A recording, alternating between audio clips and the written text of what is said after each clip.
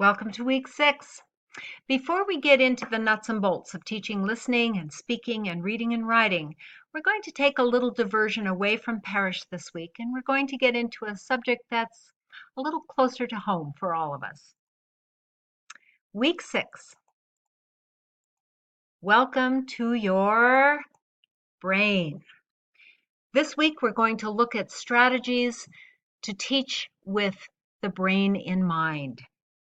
It's a remarkable organ, but how does it do all of these things that it does? How do we make memories and recall them? It begins with sensory input that comes into our brains in some form. And if we're paying attention, and I hope we are, then it goes into short-term or working memory, followed by what's called rehearsal and encoding. And after that process, then it's in long-term memory. Now, here's the thing about that yellow section, short-term working memory. It is really short, 10 to 15 seconds. So learning isn't really happening here. It's just the first stage of learning. Learning really happens in the rehearsal and encoding. This is why it is so important to give students maximum practice time in the classroom, because that's when it's going to be learned, is when they're practicing it. Your keys are repetition and lots of time. So here's John Parks Letelier, the man who gave me the combination for how to repeat, review new material. But he also said a couple of other things. He said adults need a change of state every 20 to 30 minutes. So that means in your lesson plan your activities for about 20 to 30 minutes, and then mix them up. If students are sitting, have them stand up. If they're practicing with one person, put them in groups, that type of thing. He also says adults need procedural closure, and this is something you build into your teaching behavior. This is silent moments when a task is finished so their brains can reflect on what they just did. When a task is finished, let the students know it's finished. Say, all right, thank you. You may return to your seats, or all right, thank you. Put your papers in your notebooks now. And while the students are doing that, you silently get your materials for your next activity. And in those silent seconds, and really it can be just 20, 30 seconds long, their brains are reflecting on what they just did, and it enhances learning. We've got 100 billion neurons and 150 trillion connections in our brains. The connections are the neurons, the dendrites, the synapses, all of those things that fire together so that we learn. And when we learn something, our neurons are firing not in isolation, but with other neurons that support what that neuron just learned. And the more we ask these neurons to fire together, the stronger those memories become. So a man named Hebb, the man who determined that neurons fire together, he came up with his law that says neurons that fire together wire together. And I'm going to show you a simple way to wire those neurons together in an ESL classroom. Let's say level 1. The students are learning this basic conversation. They're practicing in a line dialogue, so they have lots of different practice partners. The conversation is on the board so they can refer to it if they need to. But the teacher has worked in 2 additional things. You need to make eye contact with the person when you're speaking to them, and you need to shake hands. This teacher has worked in all 4 learning modalities.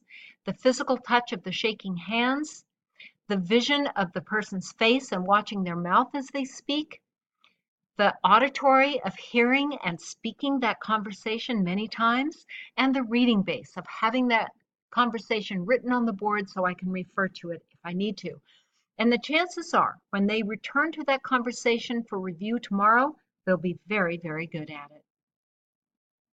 We can also build a donkey bridge. Mnemonic devices are great examples of what the Germans called the Esselbrücke, or the donkey bridge. This is where we take something familiar and connect it to something that we're trying to learn. So, for example, face. F-A-C-E are the notes that sit in the spaces in the treble clef in music. And every good boy does fine represent the notes that sit on the lines of the treble clef. Homes are the 5 Great Lakes of the United States.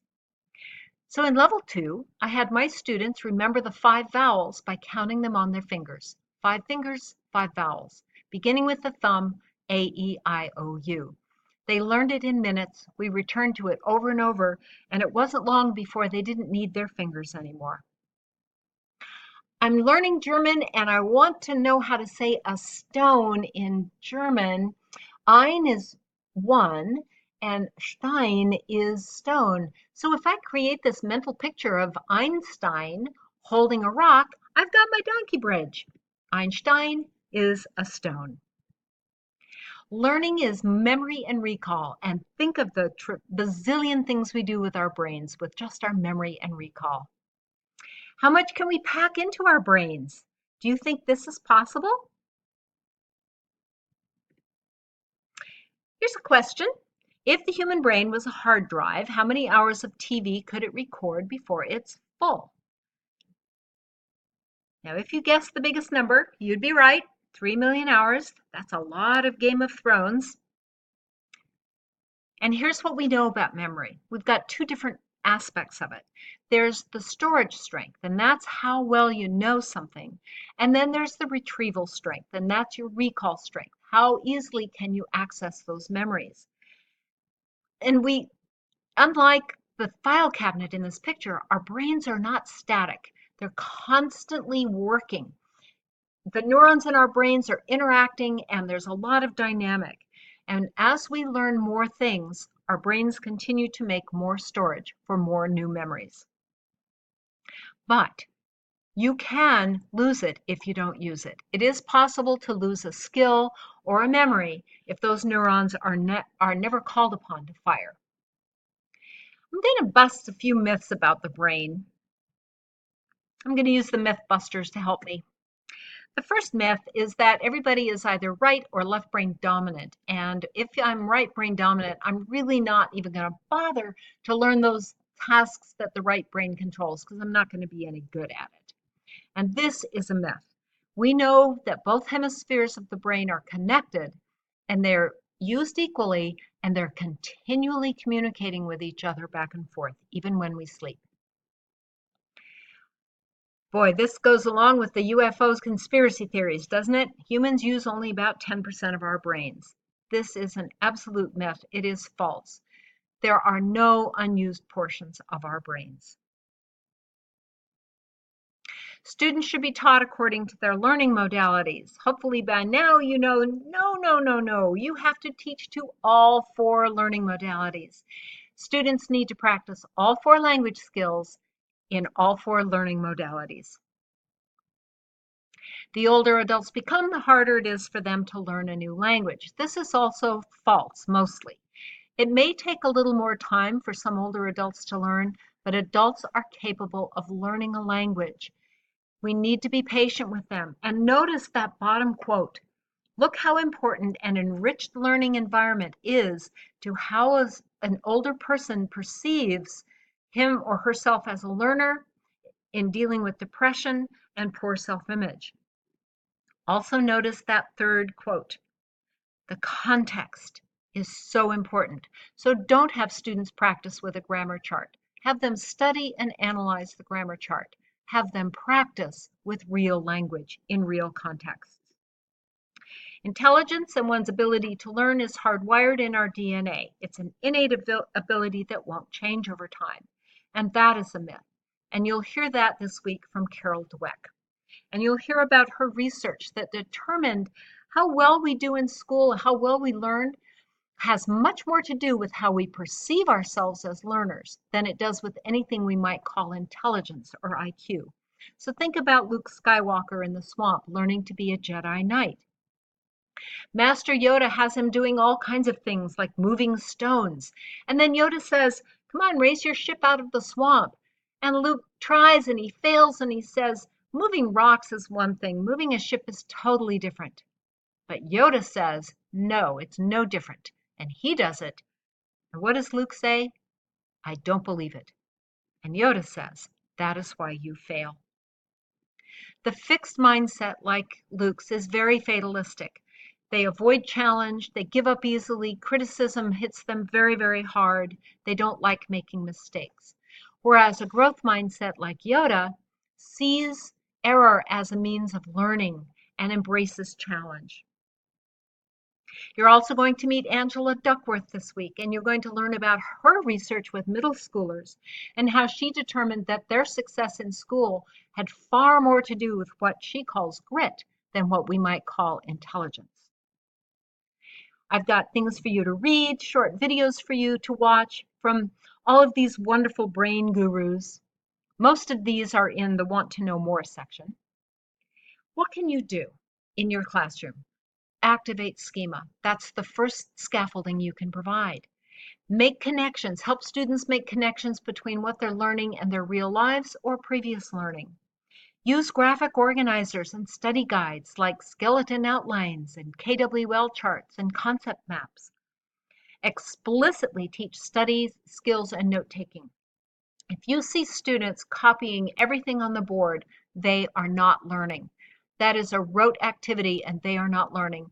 Tell them to put their pencils down, listen, practice, and then you be very deliberate in giving them explicit instruction.